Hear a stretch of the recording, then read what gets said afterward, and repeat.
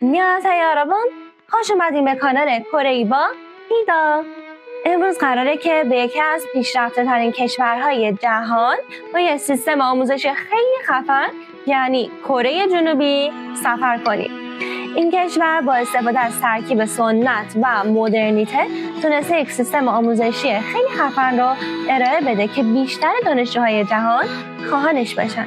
پس تا آخر ویدیو همراه هم باش تا بریم با سیستم آموزشی این کشور و دانشگاه‌های معتبرش آشنا بشیم.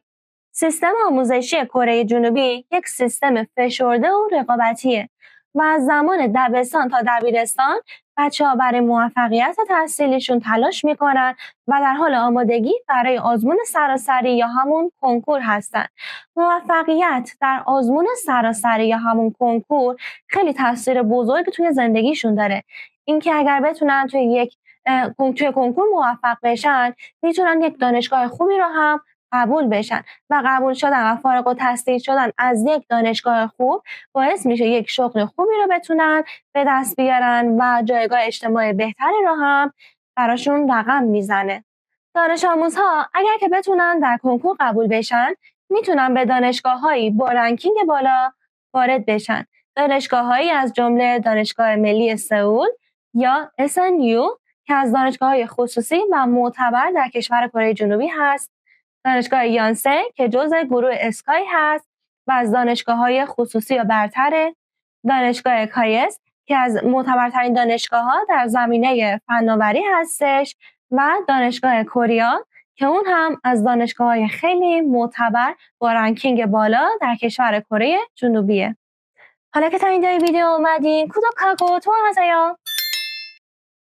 کره جنوبی یک مقصد پرطرفدار بین دانشجوهای خارجی هست، چرا که در بعضی از دانشگاه‌ها شما میتونین انتخاب کنین که حتی زبان کلاستون به جای کره‌ای انگلیسی باشه و همچنین بورسیه‌های خیلی مناسبی رو هم ارائه میده، از جمله بورسیه GKS که زیر نظر دولت هست و یک بورسیه فول فاند و پرطرفداره. زندگی دانشجویی در کره جنوبی فراتر از درس و کتابه، چرا که دانشگاه‌ها باشگاه‌های متنوعی را از جمله باشگاه‌های فرهنگی، ورزشی و همچنین رویدادهای مختلفی را تدارک می‌بینن برای دانشجوها که با فرهنگ کره بیشتر آشنا بشن. هرچند که تحصیل در کره جنوبی موقعیت‌های زیادی رو فراهم می‌کنه، اما چالش‌هایی رو هم داره، از جمله رقابت شدید، فشارهای روانی و هزینه‌های زندگی که باید در نظرشون داشت قبل از اینکه تصمیم بگیریم برای تحصیل به اون کشور مهاجرت کنیم. کره جنوبی با سیستم آموزشی پیشرفته، دانشگاه‌های معتبر و فرهنگ غنی و جذابش یک انتخاب خوب برای تحصیله. اما مثل هر تصمیم بزرگ دیگه‌ای این تصمیم هم نیازمند تحقیق و آمادگی هست. اگر که در این زمینه تجربه‌ای دارین یا سوالی دارین حتما توی قسمت نظرات با هم به اشتراک بذارین. تا ویدیوی بعدی 다음에 또 봐요. 안녕.